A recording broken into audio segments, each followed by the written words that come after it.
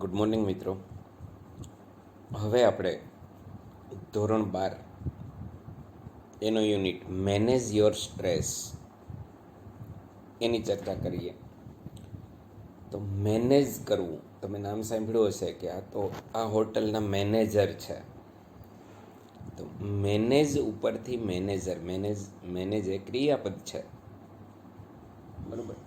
વ્યવસ્થા કરવી, મેનેજર એટલે વ્યવસ્થા કરનાર. એટલે તમારે યોર એટલે તમારું, સ્ટ્રેસ એટલે ટેન્શન, આપણને કોઈ આવતી સમસ્યા મુશ્કેલીઓ એને સ્ટ્રેસ કહીએ આપણે, કે જેનાથી આપણે તાણ અનુભવીએ. એને કેવી રીતના મેનેજ કરવું. જો તમે આ પિક્ચરમાં જોઈ શકશો કે તમારે ઘણા બધી જવાબદારીઓ હોય, ઘણા બધા કામ હોય, એ બધાને તમારે મેનેજ કરવા, બધાને વ્યવસ્થા કરવી. માની લ્યો કે કોઈ એક વ્યક્તિ હોય કે જે જોબ કરતી હોય, તો એને ઓફિસનું વર્ક હોય, ઘરે આવે તો ઘરની જવાબદારી હોય, બાળકોની જવાબદારીઓ આવતી હોય, સામાજિક પ્રસંગોમાં હાજરી, સામાજિક બાબતોને ધ્યાનમાં લે, એવી બધી બાબતોને લીધે તમારી ઉપર સ્ટ્રેસ આવે. તો એને તમારે કેવી રીતના મેનેજ કરવું, એની એક સરસ યુનિટ છે, બરાબર. તો સૌ પ્રથમ આપણે એમાં ગ્લોસરી, એના સ્પેલિંગો જોઈ લઈએ અને પછી આપણે એની ઉપર એ યુનિટ ઉપર જઈએ. જો તમે ગ્લોસરીમાં ફર્સ્ટ છે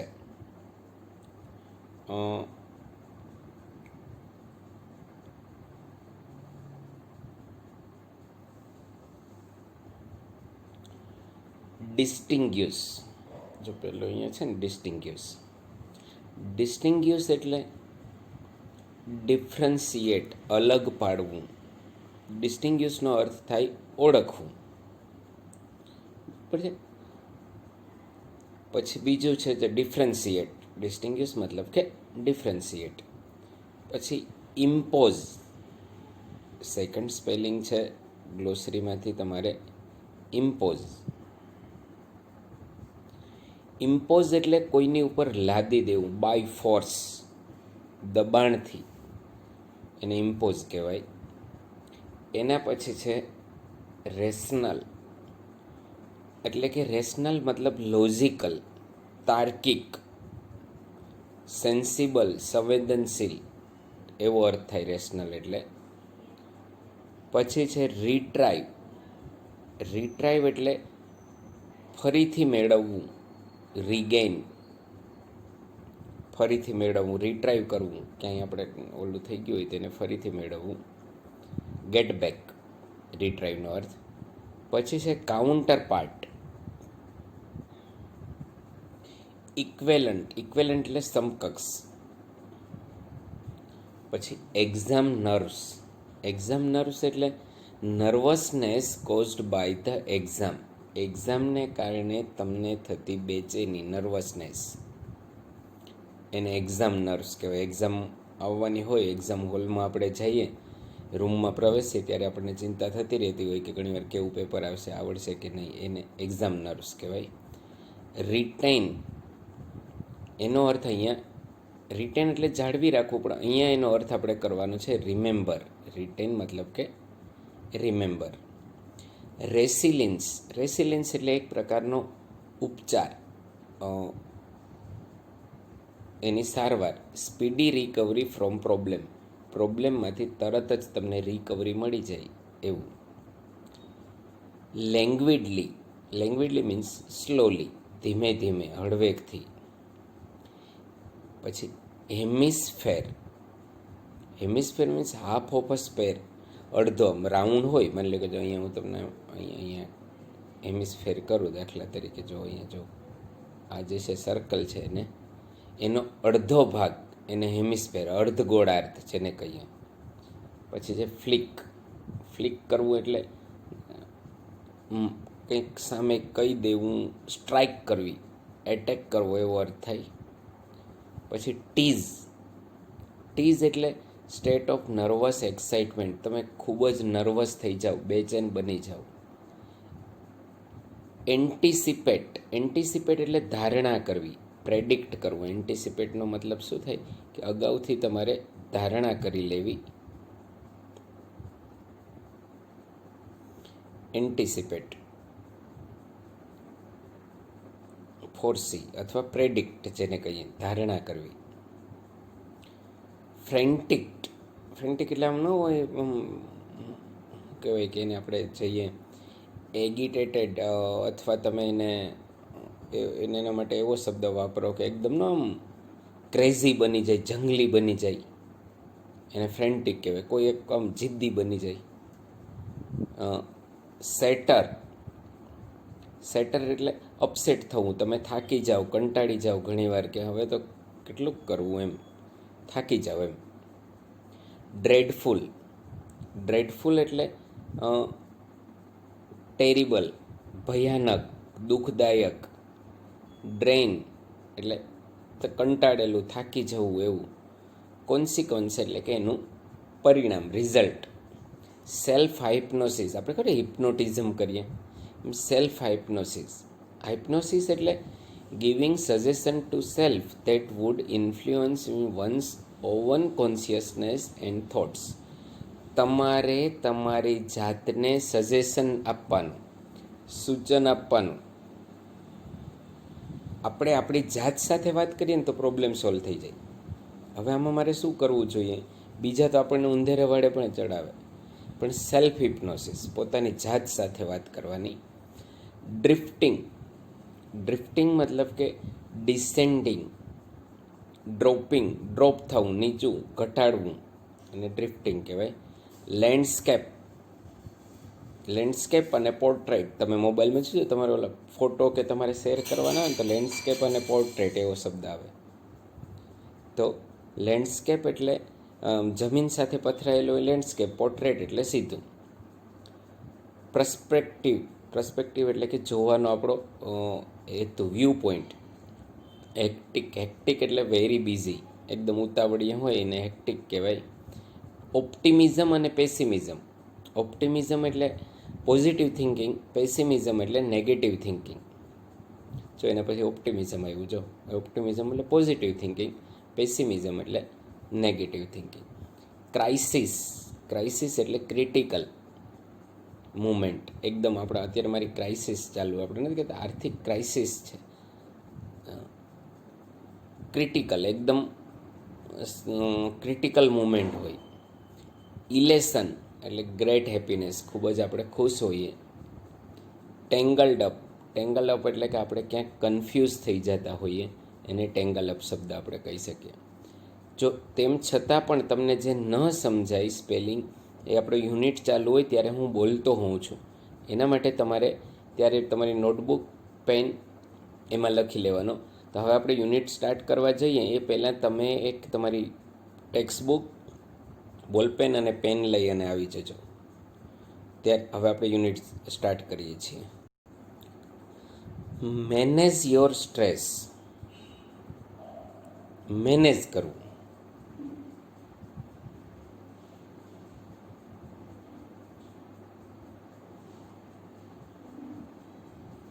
આપણે આપણી જાતને મેનેજ કરવી કે આપણે ઉપર સ્ટ્રેસ છે, તાણ છે, ટેન્શન છે, તો એને કેવી રીતના મેનેજ કરવું. Strengthening mental flexibility, strengthening, strength, strength એટલે શક્તિ, મેન્ટલ એટલે માનસિક, અને ફ્લેક્સિબલ આપણે નથી કહેતા કે ફ્લેક્સિબલ થઈએ આપણે થોડા ઘણા જતું કરીએ એમ, ફ્લેક્સિબલ થવું. ફ્લેક્સિબિલિટી, પરિસ્થિતિ મુજબ આપણે આપણી જાતને ઢાળી લેવી, એને ફ્લેક્સિબલ કહેવાય. આપણે શક્તિશાળી બનાવવાની જરૂર છે આપણી માનસિક ફ્લેક્સિબિલિટીને. જો ખૂબ સરસ યુનિટ છે, ભવિષ્યમાં તમને ખૂબ જ ઉપયોગી થાય એવો છે, સમજજો, ખૂબ જ સરસ આવશે, ખૂબ જ ગમશે પણ તમને, એટલે પૂરું સમજવાની કોશિશ કરજો પહેલાં. જો હવે આપણે સ્ટાર્ટ કરીએ કે માઇન્ડ, ઇમોશન એન્ડ બોડી. જો અહીંયા 3 પાર્ટ વપરાણા, ક્યાં ક્યાં? એક માઇન્ડ,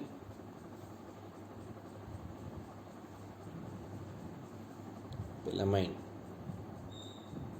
પછી ઇમોશન, અને ત્રીજું બોડી. ક્લોઝલી ઇન્ટરલિંક, ત્રણેય કેવા છે?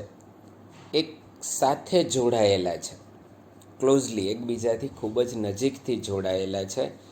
એન્ડ ઓલવેઝ વર્ક ટુગેધર, અને હંમેશા સાથે કામ કરે છે. જો કેવી રીતના, તમે માનસિક દુઃખી હો તો તમારા ચહેરા ઉપરથી ખ્યાલ આવી જાય કે યુ આર નોટ હેપી. કેમ? એ તમારું બોડી અને માઇન્ડ છે ને એ જોડાયેલા છે. તમને કોઈ બોલાવે તોય તમને ગુસ્સો આવે, એની ઉપરથી ખબર પડી જાય કે તમને આજે મૂડ ઠીક નથી. તો એ શું છે કે તમે ઇમોશનથી જોડાયેલા છે. એટલે mind, emotion and body are closely interlink. Interlink એટલે એકદમ નજીકથી જોડાયેલા છે.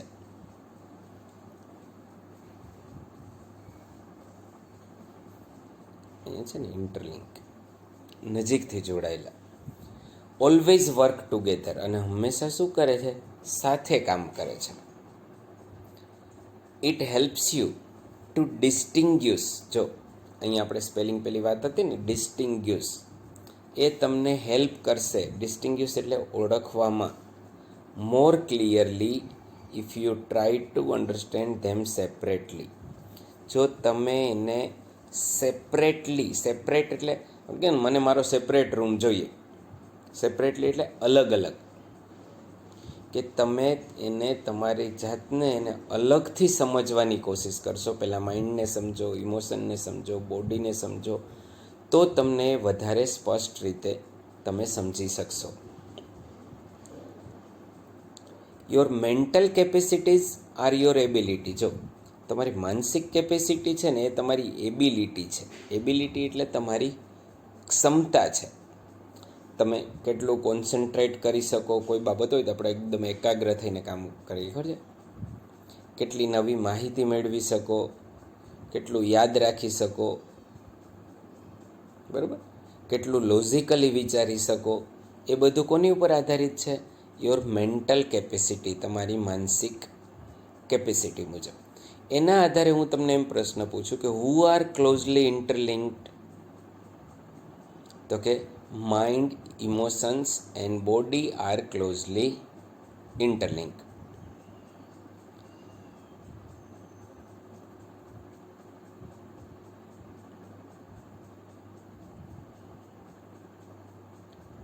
પછી એવો પ્રશ્ન પણ પૂછે,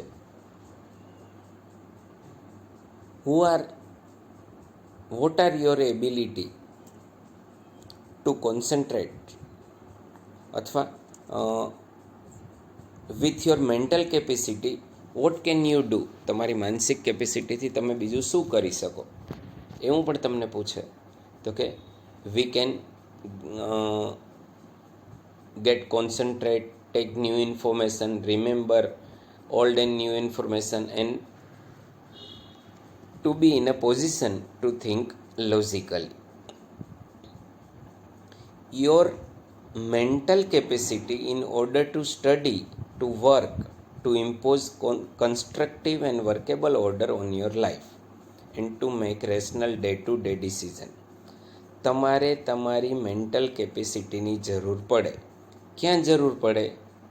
તો કે સ્ટડી માટે. તમારે ભણવું હોય તો તમારે માનસિક કેપેસિટી જોઈએ કે નહીં? કંઈ પણ તમારે કામ કરવું હોય તો માનસિક કેપેસિટી જોઈએ ને. કન્સ્ટ્રક્ટિવ, કંઈક પણ તમારે નિર્માણ કરવું હોય, કંઈક પણ નવીન કરવું હોય. Day to day rational decision, તમે બહાર નીકળો અને વરસાદ આવતો હોય તો તમારે છત્રી લઈને જવું, રેઇનકોટ લઈને જવું, એ તમારા ડે ટુ ડે ડિસિઝન છે. પંખો કેટલા ઉપર ચાલુ રાખવો, એ તમારા ડે ટુ ડે ડિસિઝન ઉપર આધાર રાખે છે.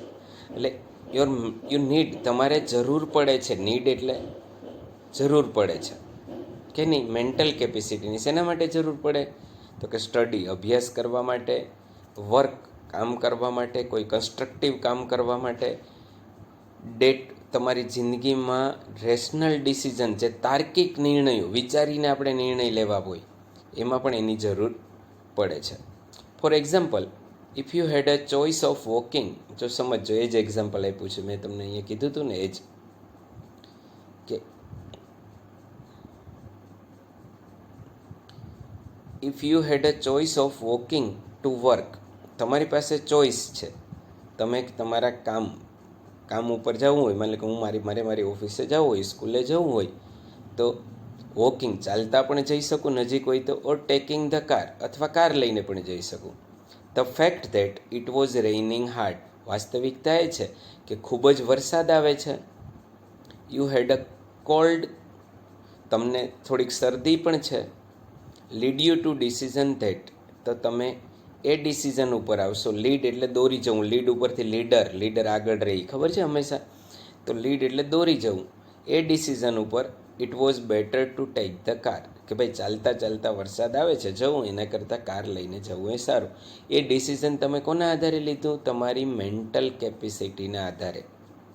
That would be rational decision based on current circumstances.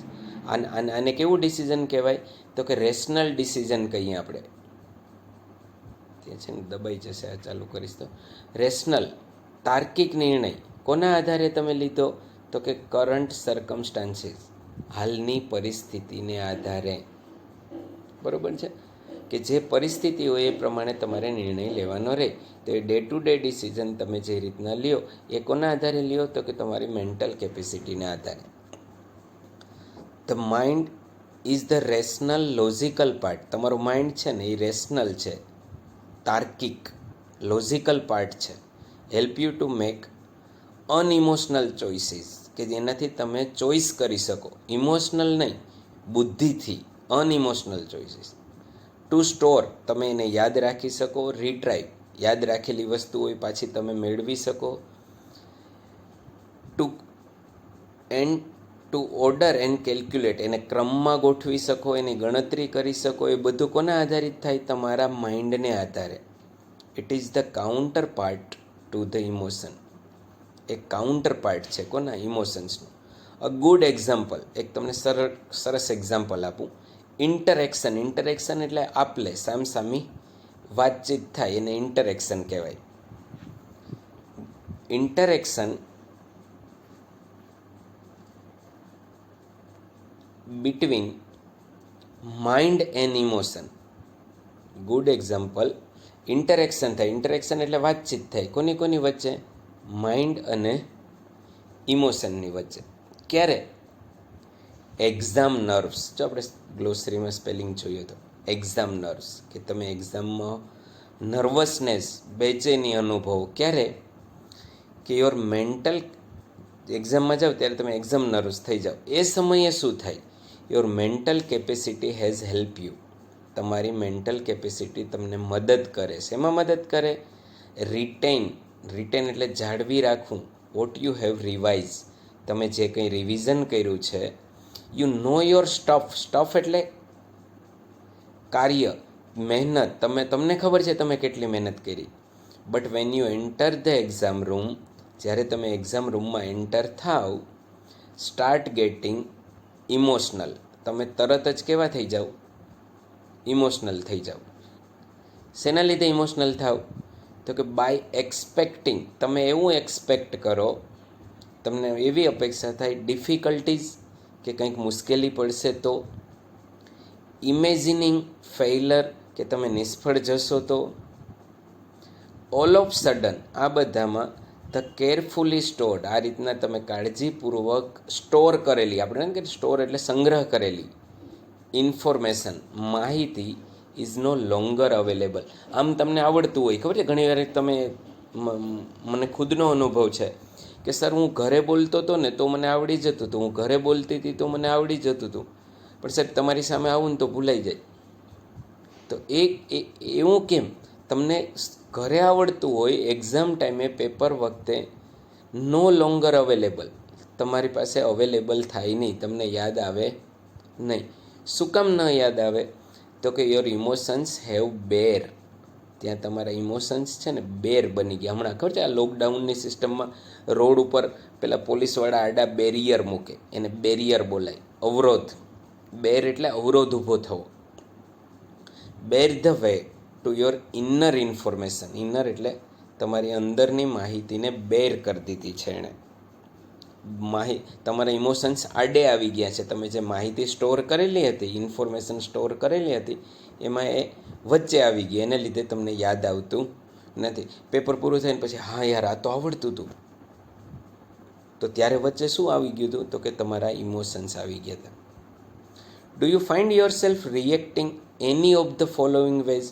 કે નીચેનામાંથી કંઈ પણ તમે રિએક્ટ કરતા હો તો, રિએક્ટ એટલે પ્રતિભાવ આપતા હો તો, તમને એવું થતું હોય તો, ફોલોઈંગ વેઝ કે નીચેનામાંથી કંઈ પણ તમને થાય છે તો શું? તો પહેલું જો, you find it difficult to concentrate on things. કોઈ એક વસ્તુ ઉપર તમારે એકાગ્ર થવાનું હોય, કોન્સન્ટ્રેટ થવાનું હોય, તમે કોન્સન્ટ્રેટ નથી થઈ શકતા, એવું થાય છે. કોન્સન્ટ્રેટ થવું એટલે એકાગ્ર. માની લો કે તમારે ભણવું હોય તો એક ચીતે ભણી નથી શકતા, તમારા વિચારો ચકડોળે ચડી જાય છે, એમાં તમને મુશ્કેલી પડે છે, ડિફિકલ્ટ છે. તમને પૂછે છે પ્રશ્ન આ એટલું. Your memory is letting you down frequently. તમારી યાદશક્તિ ફ્રિકવન્ટલી ક્રમશઃ ઘટતી જાય છે, ભૂલાઈ જાય છે. વારે વારે કોઈએ તમને કંઈ કીધું હોય તો કે હા યાર એ તો ભૂલાઈ ગયું, હા યાર આ તો આમ થઈ ગયું, એવું થાય છે. You have lots of different things on your mind. તમારા મનમાં ઘણી બધી એવી વસ્તુઓ હોય, but can not grasp clear thought. હું આમ કરીશ, હું તેમ કરીશ, આવું કરીશ, તેવું કરીશ, પણ સ્પષ્ટ વિચાર આવતો નથી, એવું થાય છે. You are often undecided. ઘણીવાર તમે ડિસાઇડ નથી કરી શકતા, નિર્ણય નથી કરી શકતા. This is untypical for you. Typical એટલે તમારામાં જે લક્ષણ, અનટિપિકલ તમારા એવા લક્ષણ છે જ નહીં, તમે ફટાફટ નિર્ણય કરી લેતા હતા, પણ અત્યારે ઘણી વખત એવું થાય છે કે તમે નિર્ણય કરી નથી શકતા. You make longer to do task. તમે કોઈ કામ કરવાનું સ્ટાર્ટ કરો તો લાંબો સમય લાગે છે. That you were able to complete quite quickly before. કે જે પહેલાં તો તમે ફટાફટ કરી લેતા હતા, અત્યારે તમે એ કામ કરો છો તો તમને વાર લાગે છે. You start lots of thing. તમે ઘણા બધા કામ સ્ટાર્ટ કર્યા છે. ડોન્ટ ફિનિશ એની. એક પણ કામ તમે પૂરું કર્યું નથી, એવું થાય છે. જો ફરીથી એ પ્રશ્ન હું તમને કહું. ફર્સ્ટ શું છે કે તમને કોન્સન્ટ્રેટ થવામાં તકલીફ પડે છે. કોન્સન્ટ્રેટ એટલે એકાગ્ર થવામાં તકલીફ પડે છે. પહેલો તમને પ્રશ્ન પૂછો, થાય છે એવું. Your memory is letting you down. કે તમારી યાદશક્તિ છે, લેટિંગ યુ ડાઉન, યાદશક્તિ ઘટતી જાય છે. Lot of different things in your mind. તમારા મનમાં ઘણી બધી વસ્તુઓ છે, પણ ગ્રહણ, સ્પષ્ટ વિચાર આવતો નથી, એવું થાય છે. You are often undecided. Undecided એટલે તમે નિર્ણય નથી કરી શકતા, જે તમારા લક્ષણની વિરુદ્ધ છે. તમે તો પહેલાં તો ફટાફટ નિર્ણય લઈ લેતા હતા, અત્યારે તમે અનડિસાઇડેડ છે, તો એવું થાય છે. You make longer to do task. તમારે કંઈ કામ કરવામાં લાંબો સમય લાગે છે. કામ કરવામાં જે તમે ક્વિકલી ફટાફટ પહેલાં તો કરી લેતા. તમે ઘણા બધા કાર્યો સ્ટાર્ટ કર્યા છે. હું ગણિત ચાલુ કર્યું હોય, એકાઉન્ટ સ્ટાર્ટ કર્યું હોય, બરાબર, ઇંગ્લિશ સ્ટાર્ટ કર્યું, બધું વાંચવાનું ચાલુ કર્યું હોય, પણ ડોન્ટ ફિનિશ એની. એકેય કામ પૂરું કર્યું નથી, એવું થાય છે. ઇફ યસ, જો હા હોય તો, it gives a sign of mental stress. તો એ શું છે? તમારા માટે માનસિક સ્ટ્રેસ, તમારી અંદર માનસિક તણાવ છે. પ્રેઝન્ટ ઇન યુ, તમારી અંદર માનસિક તણાવની હાજરી છે. જો ઉપરના પ્રશ્નોમાં તમે હા હોય તો બેટર, વધારે સારું એ રહેશે. ડીલ વિથ સ્ટ્રેસ, કે તમે તમારા સ્ટ્રેસ, તાણ સાથે ડીલ કરી લ્યો, એને ઓછો કરવાના પ્રયત્ન કરો. લેસ યોર મેન્ટલ કેપેસિટી, તે તમારી માનસિક કેપેસિટીને કેવી કરી નાખશે? લેસ કરી નાખશે. Will be affected. અફેક્ટ કરવું એટલે અસર કરવું. Following exercise will help you, કે નીચેની એક્સરસાઇઝ તમને મદદ કરશે. Better stress resilience. આપણે હમણાં કીધું રેસિલિયન્સ.